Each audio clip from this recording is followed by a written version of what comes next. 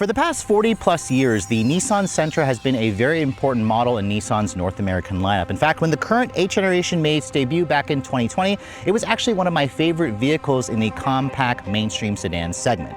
Well, for 2026, we are seeing an all-new 9th generation. As you can see, Nissan has made the design on the outside even bolder. Under the hood, it has a carryover 2-liter 4-cylinder, and on the inside, we have best-in-class tech with dual 12.3-inch displays running their latest Nissan Connect software. So today, we're actually out here in Phoenix, Arizona, because we're finally getting a chance to drive the all-new 9th generation Sentra. And the big question I want to answer, has Nissan made enough changes to their bread and butter sedan to keep consumers flocking into showrooms? Stay tuned to find out.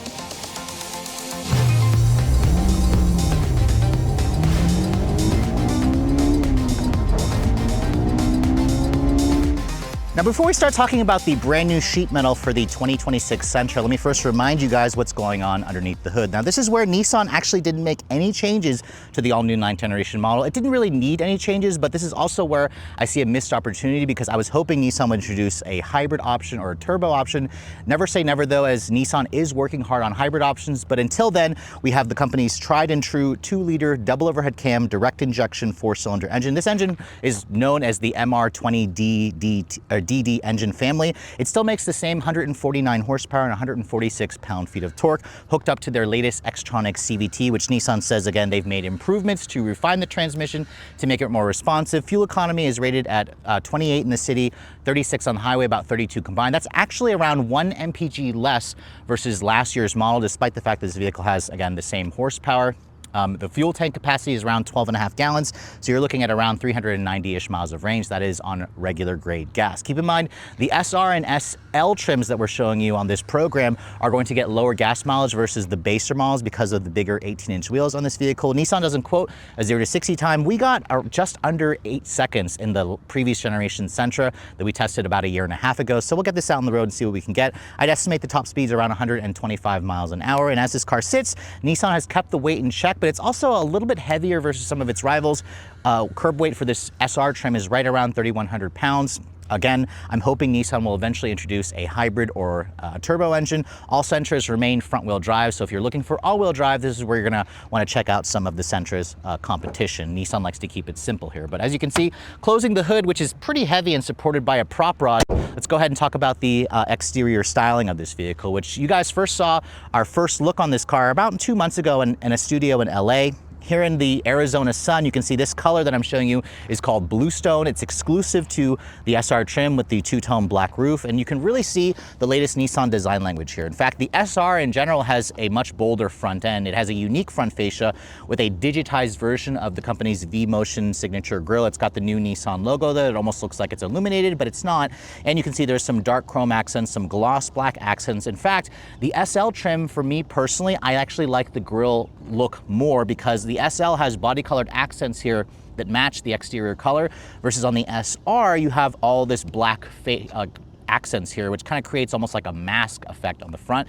Thankfully, the headlights, as you can see, they are full LEDs and there are projector LEDs. So even the base S trim will have the projector LEDs with the LED daytime running lights. That premium daytime running light signature is only on the SR and SL. And you also get an LED turn signal, which is a nice touch. No LED fog lights, but let me know in the comment section below what you guys think of the fascia. I personally, again, think the SL looks a little bit nicer, so I'm hoping Nissan will eventually offer the SR with the body-colored grille elements, but they could just be testing the waters to see how the styling plays out for the new generation of buyers. Now, moving around the side profile, the platform for this vehicle is actually a carryover, which means the dimensions stay pretty much the same. Its wheelbase is 105.6 with an overall length of 183.3 inches long. It's around a half an inch longer than the previous generation, but it remains the same width at around 71.5. Nissan says the structure of this vehicle is around 6% stiffer in torsional rigidity. And you can also see the wheels. These are exclusive to the SR trim. They're an 18-inch gloss black machined look as well. Which has like a two-tone finish. They have like a directional look. It's riding on a 215 by 45 R18. The tires are a little narrow, if I'm being honest. I was expecting Nissan to give us a slightly wider tire. Brake rotors are 11-inch rotors at the front, 10-inch rotors at the back. All independent suspension, that's standard even on the base trims, so the rear is not a semi-independent twist beam like you might see on some competitors. I also love, again, the Bluestone color is beautiful against this Arizona sun with a lot of metallic fleck to it. This is technically an $800 upcharge if you guys want the two-tone color. You can see the black roof is exclusive to the SR. You can get an SR trim without the two-tone roof color combination if you prefer. The mirrors you can see have integrated turn signals. A 360 camera is also included on this trim if you go for the premium package, which also rolls in the standard size sunroof. If you're looking for a pano sunroof, the Sentra does not offer that. Technically, you can't really find a pano sunroof in this class. I think only the K4 offers a pano sunroof-like design where they call it a wide sunroof. Now, looking at the rear, you can see it's got that sportback design here, which tries to make it look a little bit more like a hatchback or like a coupe sedan style. The SR trim also includes this very tasteful gloss black spoiler at the rear. You can see the badging here has kind of like this midnight gunmetal gray effect to it with the Sentra logo, the SR logo in orange. You can also get this in a bright, energetic ember color, which is kind of like an orangey red. And then I also really like the taillight design. Some people have compared it to the new Honda Accord. I definitely see some of that design element here, but I also like the clear lens to it. It's a full LED taillight, standard even on the base trims of the Sentra, which is a nice touch. And then you can see the SR includes more aggressive rear diffuser. You actually get a chrome-tipped single outlet exhaust, which is a carryover from the previous generation. But remember, if you're looking at the SL, you're gonna have a much simpler, like more luxury look to the rear end design. But this definitely gives it a more sporty, youthful pretension. Now, looking at the cargo area, you can see the Sentra remains a conventional sedan, and cargo capacity is carried over from the previous generation. You have 14.3 cubic feet of space. There are these hinges that will crush your cargo, so you have to make sure you position your stuff to where it doesn't get crushed. The seats do fold down in a 60-40 manner, and then if you look under the seat here, there is no temporary spare. Nissan says all models come with a fix-a-flat kit, so keep that in mind if you guys would prefer a spare. I imagine you could probably add that via an aftermarket edition. Now moving on to the interior of the all-new 9th generation Sentra. First of all, this color combination on this SR trim with that blue exterior is complemented by a black interior with their upgraded tailor fit leather. This is part of a premium package. If you guys go for the base SRs, you'll have a combination of cloth with the tailor fit, but this tailor fit that definitely looks more like leather. In fact, Nissan does some really good seats because their zero gravity memory foam NASA inspired seats are standard, where you have this really plush padding material. The seats are 3-level heated. Unfortunately, if you're looking for ventilated seats, Nissan does not offer that on the current Sentra. You do have a 6-way power driver's seat, which also includes it's actually a 12-way power driver's seat because of 4-way lumbar, which is surprising to me. No memory function, but remember that premium package rolls in a lot of those upgrades like the sunroof, the upgraded Prima-Tex. So it kind of makes a great first impression.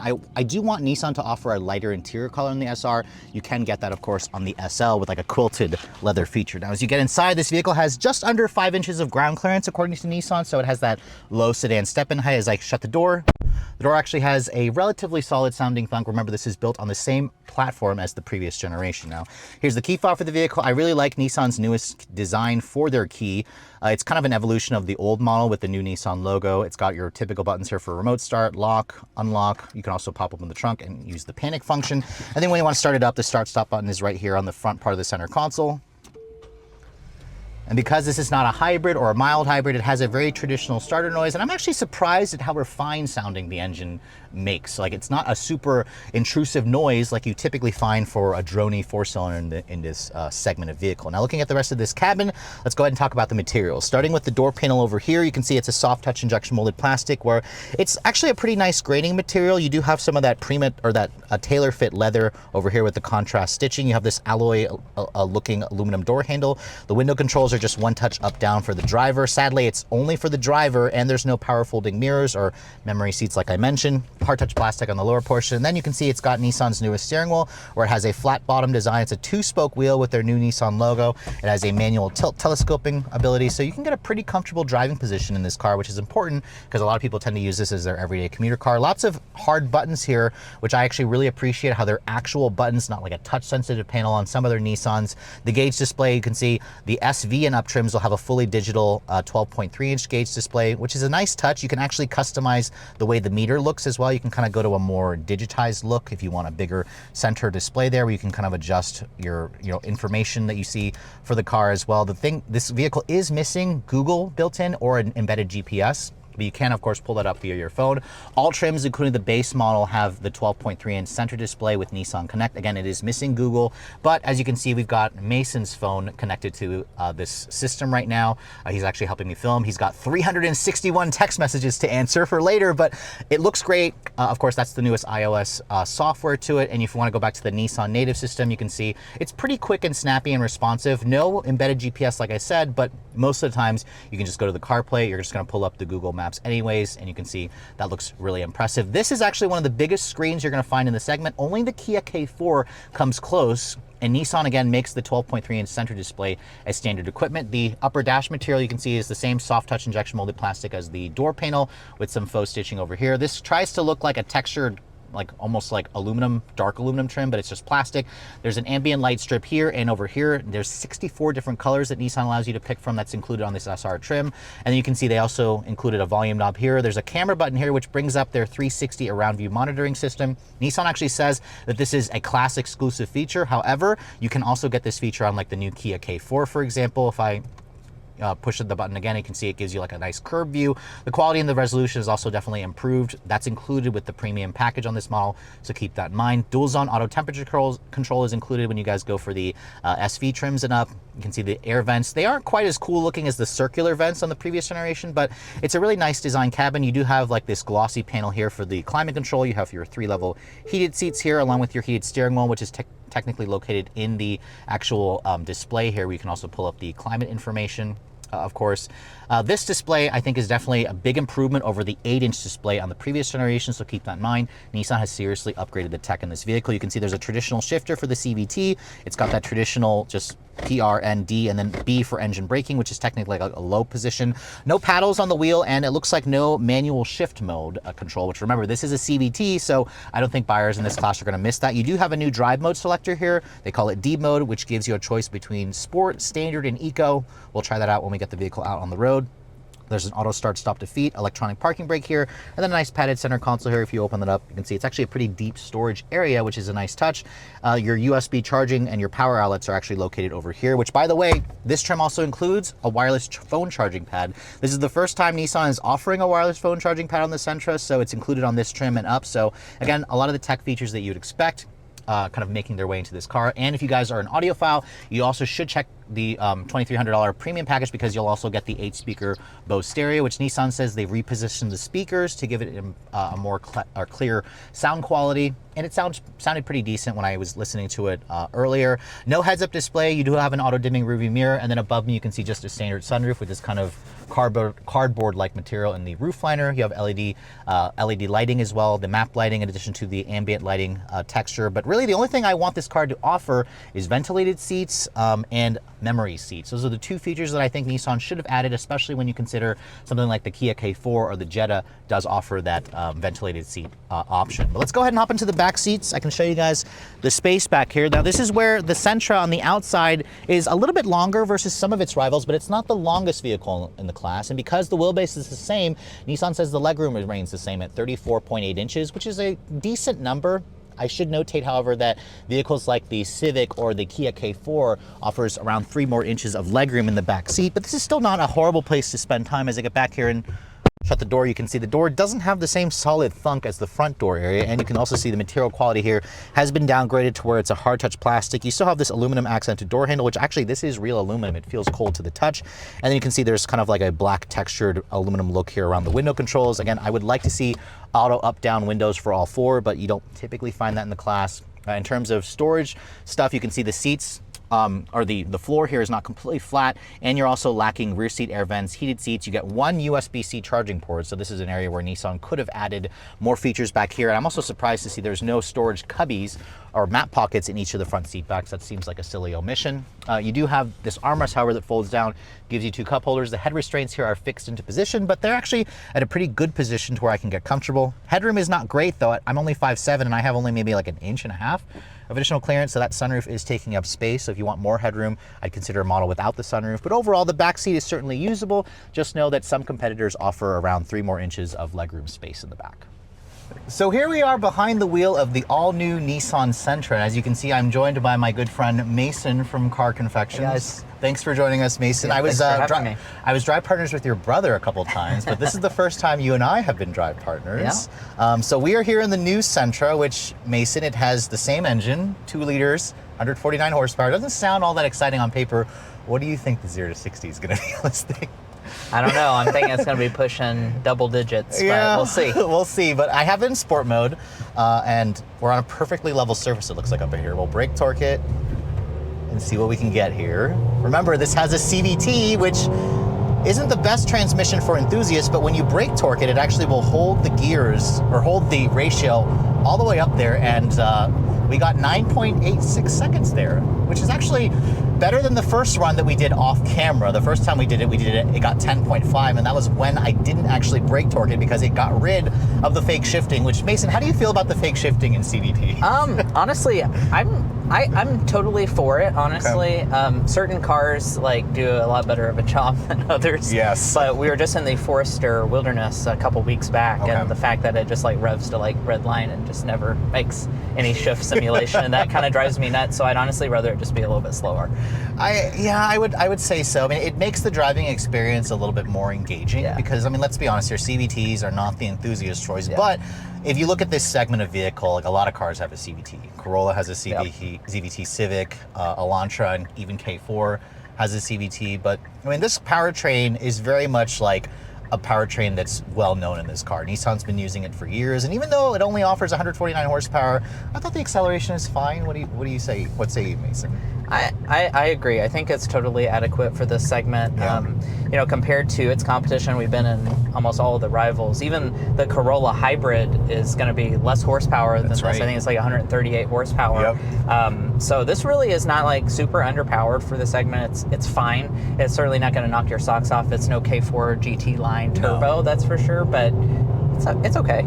Yeah, no, I mean, I appreciate also how responsive this CVT is. Like, for example, put my foot down, it automatically will adjust the ratios, the engine spins up, and it's actually a relatively refined engine too. Like, I was expecting the engine to be vibrating the shifter or vibrating the steering wheel and the pedals, and it actually doesn't do that. It's pretty good in terms of the refinement and the noise isolation there. It rides on the same chassis that Nissan says is 6% stiffer in torsional rigidity, which seems negligible to even mention it, but I find the ride quality to be pleasant. What do you think, Mason? Yeah, I think the ride is also pretty good. The thing I'm really appreciating is the Nissan Zero Gravity seats. Yes. In this segment, I really feel like a lot of the options, especially in the lower end trim levels, give you brick seats as a penalty box, and especially if you get the cloth versions. But Nissan said they're giving you 4 Zero Gravity seats standard on all the models. So I think that's a big upgrade over some of the competition. I find them to be quite comfortable, and the ride I feel like is pretty similar to everything else in the segment. Yeah, I mean, this is supposedly the sportier trim, but Nissan mentioned during the presentation that there are no suspension tuning differences. It's just all about the wheels and the tires. The steering also does feel nice in my hands. It's pretty quick. Just the body, I can feel, leans a lot when you start to turn it, but it also is really responsive. And I also really appreciate, Mason, how my seat has a 4-way lumbar adjustment, because you can't even find that in some of its competitors. I don't have it over here, though. No, so you get shafted as the passenger. Sorry, Mason. But in terms of the noise levels, I do hear some road noise. We're going around 67 miles an hour, but that's pretty typical. This road also isn't that great. It seems kind of choppy, and the material they use for the road doesn't seem quiet. So I'll wait to talk about the noise levels when I get on my local roads. But visibility is also good. I can see out of the front side. This A-pillar could be thinner, I feel like, maybe, but it's not bad. The view out of the back is good. There is no digital camera rearview mirror, which you don't typically find in this space. But we do have the newest version of Nissan's Pro Pilot Assist, which is the first time they offer that. You have to get a driver or the premium package on this model. It doesn't enable true hands-free driving, but it does a better job at keeping you in the lanes. It has active lane keep assist, automatic emergency braking, all that stuff, and adaptive cruise control. So I mean, overall, I have to say, Mason, the Sentra has always been kind of my secret, not my favorite, but one of my tops, even though it's kind of I think the underdog in the segment. Nissan still has that reputation that they have to kind of shake off per se, but I think they're in the right path. This car, in terms of refinement, I think it's gotten better.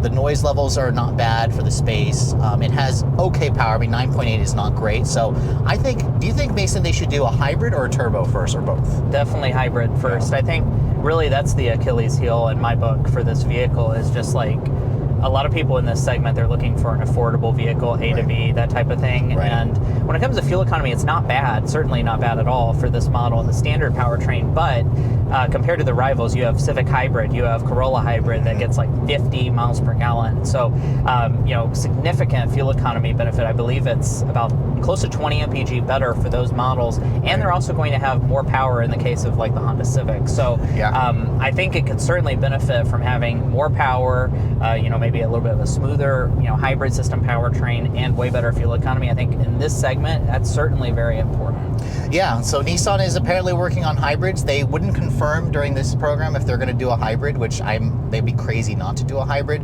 I can't comment on the fuel economy that we're getting on this event, but I will say that it's rated at 2836. That number doesn't seem impressive. Mason, what do you think? It's not great, that's for sure. I mean, it's 32 combined. It actually went down a little bit compared to the previous generation, which was rated at 3039. Now, if you go for the smaller wheels, it improves to like 2938, which is fine. But remember, most competitors will get like over 40 on the highway. So perhaps in real world driving, this will actually do better. And it also, you know, has a pretty decent sized fuel tank. I mean, this car had about 400 miles of range on a full tank when we got into it. It's showing 350 now, which I think is pretty good for the segment. But I mean, overall, the Sentra's overall feel is very much like just kind of average, but at the same time, they really throw in all the tech. The seats are comfortable, it's got good visibility, and the price is right, because this model we're driving is like just over 31 grand, which honestly I think is a good deal. Yeah.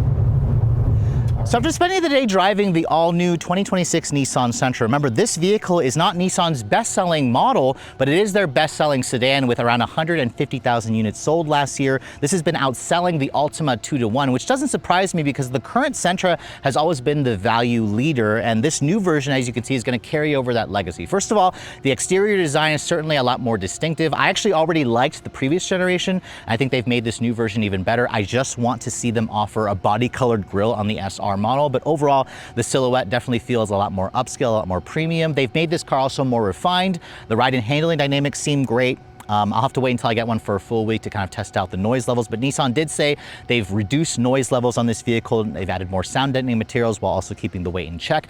The tech in this car is also a huge upgrade. Love the fact that the center display is standard at 12.3 inches, even on the base version. And most of you, again, will probably spec out the SV trim to get the dual 12.3 inch displays, which is a nice touch. The back seat is a little bit on the smaller side, but remember, a lot of the competitors are also around that same ballpark, but there are rivals that offer more backseat space. But again, not all of them offer the same kind of tech features with this car. In terms of acceleration, the 2-liter engine, while it's not the most powerful model in the class, it does have similar power to vehicles like the base engine in the Civic, the base engine in the Elantra and K4 as well. And we got relatively decent performance. I'll have to wait until I get one back home to test out an actual updated 0 to 60 time. The last year's model, we got just under 8 seconds, which is actually pretty decent considering what it is. Now, in terms of pricing and availability, Nissan says the new Sentra is actually heading to dealerships as we speak. Production started actually this week at their plant in Mexico, and they've already announced pricing because the base price of the S model is going to start at around $22,400, which is actually only about $1,000 more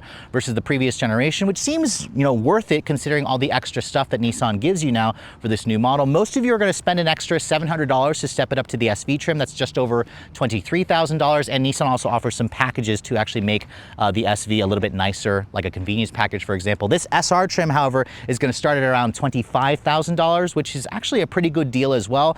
The fully loaded SL trim starts at around $27,990, which is honestly still a great deal. Destination's around $1,200. However, the SR is actually the more expensive model when you factor in all the options like the premium package that my test car has, the upcharge for the color, destination, and a couple other accessories. All in this model is around $31,941. So $31,941 definitely makes it on the higher end at the fully loaded segment. However, if you're looking at some of the hybrid and turbo options, this is where the Sentra remains a bargain, like roughly $4,000 less versus top models of like the Mazda 3, for example, or the Honda Civic Hybrid, for example. Although the Nissan offers less power, I think that the company is still offering a ton of value here, especially when you look at how expensive new cars have become. This is definitely a car that's going to feel a lot more expensive versus what you actually paid for the vehicle. Well, with all that said, hope you guys have enjoyed my full overview on the brand new 2026 Nissan Sentra and the fully loaded SR trim. If you're also looking to see the latest cars I'm testing, be sure to follow me on Instagram at redline_reviews, like us on Facebook, and as always, guys, please keep subscribing to the Redline Reviews YouTube channel for all the latest reviews. Thank you so much for watching. I'll catch you all in the next video.